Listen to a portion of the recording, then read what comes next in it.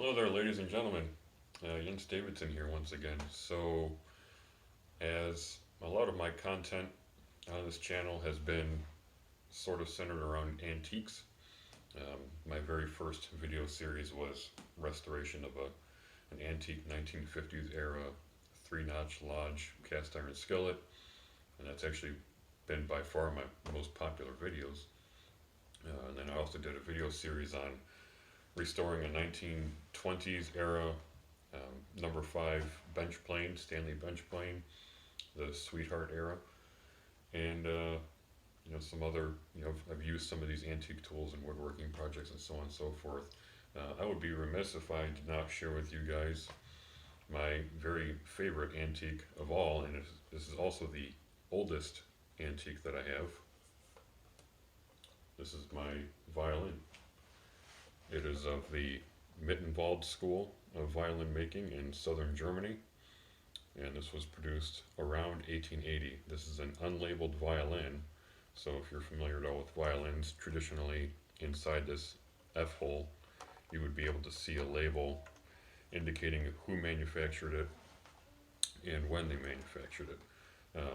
This one, however, does not have a label. It was manufactured, it was produced by a school.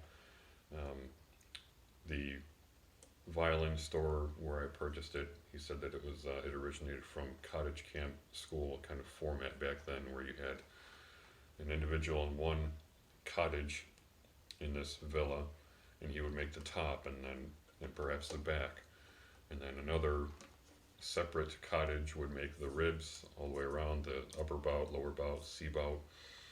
Another would do perhaps the neck, scroll, fingerboard, and another, finish the whole thing, put it all together, and then it's probably a separate shop, apply the finish and varnish and buff it and everything. So there wasn't one individual maker who oversaw the production of the entire instrument from start to finish. But anyway, this has actually been in a repair shop for the past 6 weeks.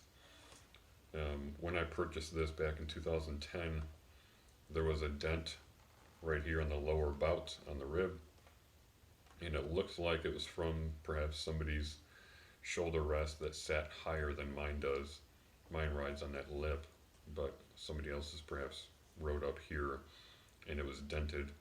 And then I had an accident the first time in the like 11 years that I've owned this instrument. It was in my case on my lap, and my case is very top heavy, and it fell, and the instrument was inside but not strapped in, and it wasn't zipped up, and so the instrument fell out and the case fell on it, and substantially exaggerated that crack from about here all the way back to about here. And thanks to the magnificent work of Gregory Sapp, SAPP Violins in Batavia, Illinois, you would not know, because the indentation that was originally there when I purchased it, which I have no idea when in this instrument's history that came about, that's gone too. This looks perfect.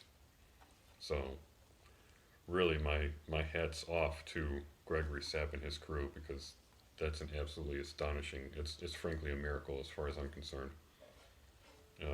Yeah, flawless. So I'm going to make this video a little bit practical. I am trying out bows. So I've got my original bow that I've had since probably about the time that I purchased this instrument, probably about 2010. And then I've got two others that I'm trying out.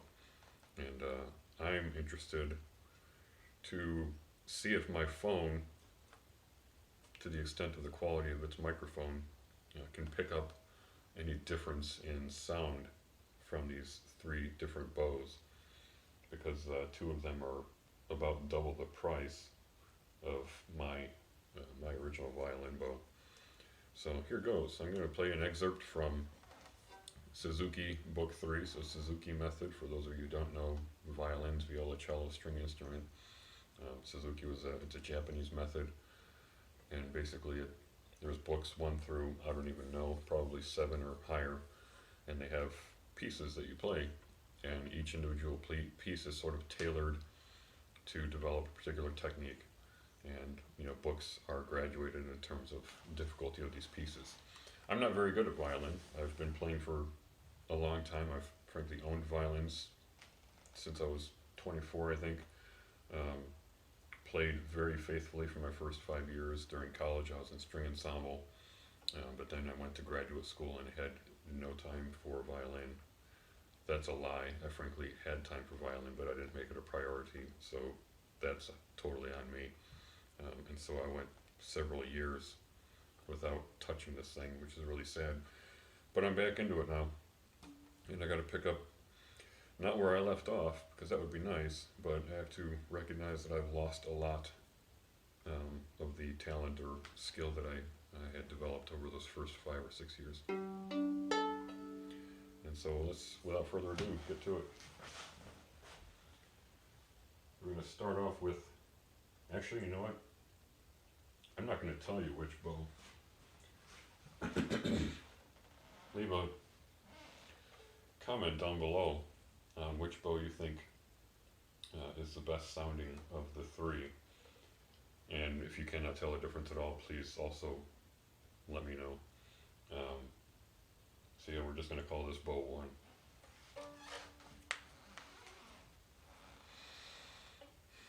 I'm going to do open strings first.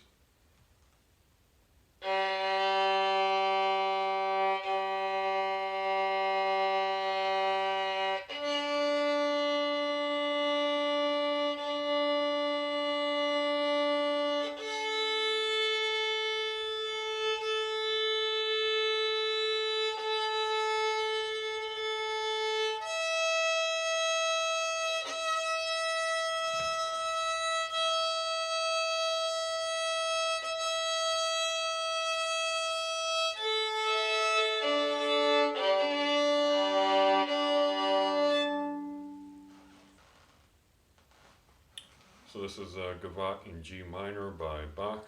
This is, again, the Suzuki. This is the third book in their series and the third piece of that. So let's, without further ado, this is, again, bow number 1.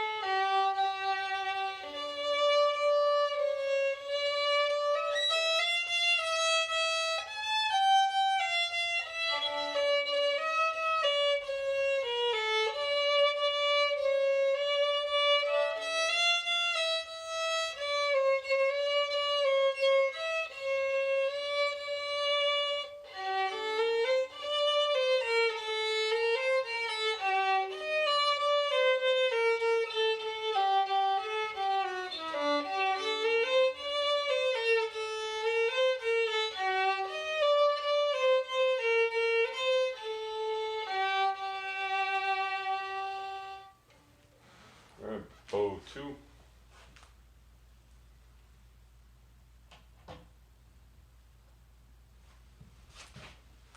These are all freshly rosined up, by the way, so should take that variable out.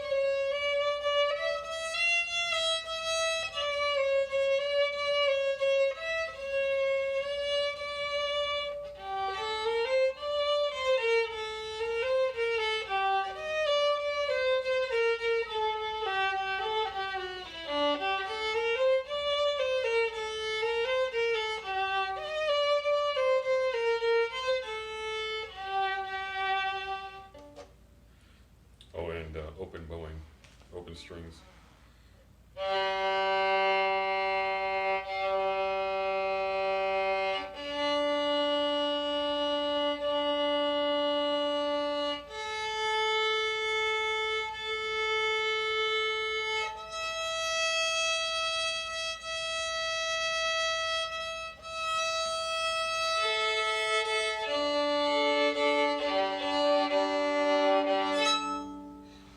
Alright, bow 3.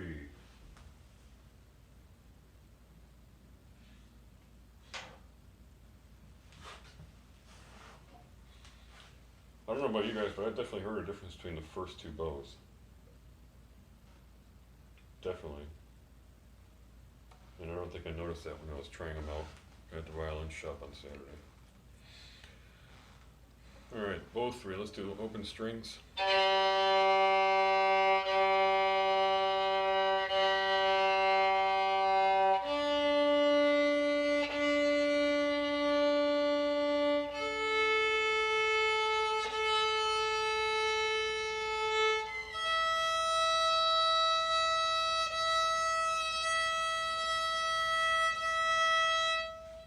Trying to keep the sounding point the same, sounding point referencing where between the fingerboard and the bridge I'm running the bow. So let's do this Gavotte by Bach one more time.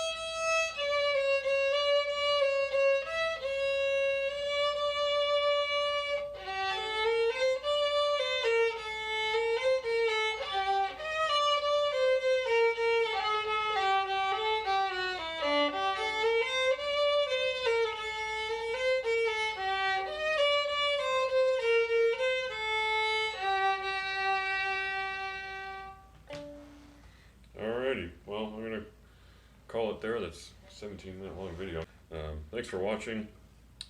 It is kind of a, I don't know, a very open thing to play an instrument before an audience, especially considering I have just shy of 100 subscribers now as of the 15th of March of 2021.